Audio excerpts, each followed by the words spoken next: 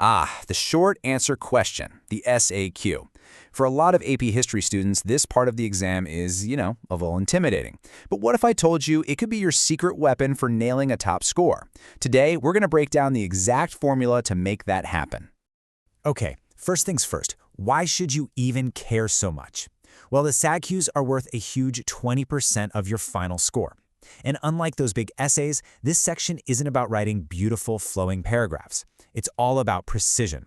And that makes it one of the fastest, most direct ways to build up your grade. And that really is the million-dollar question, isn't it? I mean, it's one thing to know your history, but it's a completely different game to produce a perfect, point-scoring answer when you can feel that clock ticking down. But here's the good news. There's a key. We're about to unlock a super powerful method that turns this whole challenge from something confusing into a simple, repeatable process. A process for grabbing every single point those graders are looking to give out. All right, so where do we even begin? Well, before you write a single word, you've got to put on your detective hat. Your first mission is to decode the prompt, and it all boils down to spotting one single crucial word. I'm talking about the task verb. Seriously, this one word is like a fork in the road. If you read it right, you're on your way to full credit. But if you misread it, confuse describe with explain, you're basically guaranteed to lose points, even if your history knowledge is absolutely perfect. So let's break down the big three you're going to see all the time. Identify is the easiest one. It literally just means name something. That's it. Describe asks for a little more. You got to paint a picture with details, explain what something was like. And then there's explain. That's the big one. It demands the why. You have to show the cause, the reason, the connection. Okay, this process needs to become pure muscle memory. For every single SAQ prompt, you do these three things instantly. First, you circle that task verb. Second, you underline the main topic, what's it about? And third, you put a box around any qualifiers, things like a date range or a little phrase like one major reason. All right, so now you know how to decode your mission. It's time to talk about the secret weapon itself. Let's get into a really simple acronym that's going to be your roadmap to a perfect answer every single time. And that acronym is TEA. Topic, Evidence, Analysis. Now, this isn't just some cutesy little tip. This is the fundamental structure for every single answer you write. Think of it as your personal guarantee that you're going to hit every single box on the grader's checklist. First up, T is for topic sentence. I want you to think of this as aiming straight for the bullseye. It's your direct, no-fluff answer to the prompt.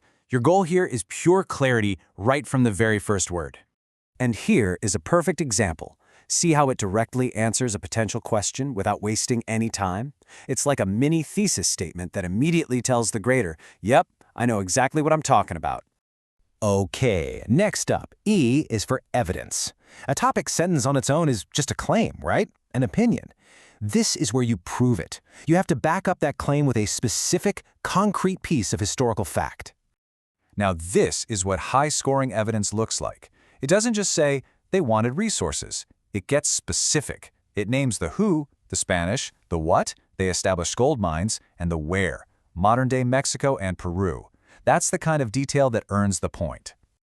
And finally, we have A for analysis. This is the last step, and it is absolutely crucial. It's what ties everything together. This is where you connect your evidence back to your topic and explain why it's significant. This is a must-have for any prompt using the word explain. This right here is you answering the grader's big unspoken question. So what?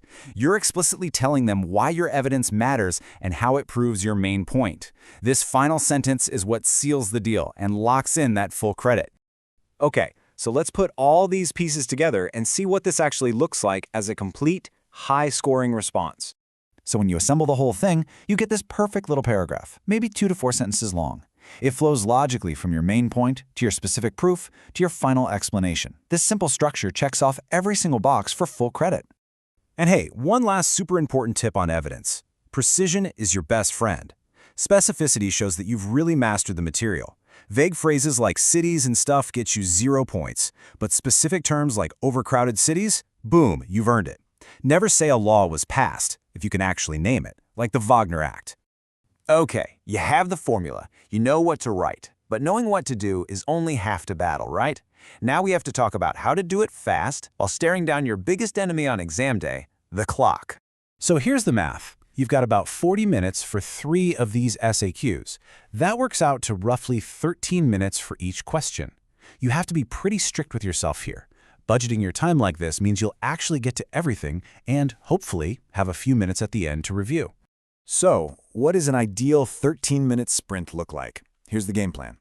You take 1 minute, and just 1 minute, to quickly plan your TEA structure. Then, you've got a solid 10 to 11 minutes of focused writing time. And, this is critical, you always save that last minute to proofread. All right, let's wrap this all up. Here is your final checklist. Number 1, answer every single part, A, B, and C. Don't leave anything blank. 2, be specific, but remember that one fantastic example is way better than 3 vague ones. Don't overwrite. And 3, and this might be the most important, practice with a timer. It's the only way to build that speed and confidence. At the end of the day, it really just comes down to this simple equation. Mastering the SAQ isn't about writing some masterpiece essay.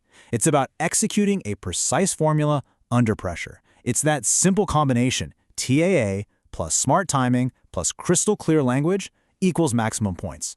So look, with this framework in your back pocket, what once seemed like this really tough challenge can become one of the most reliable and straightforward ways for you to rack up points on exam day. The only question is, are you ready to make it your secret weapon?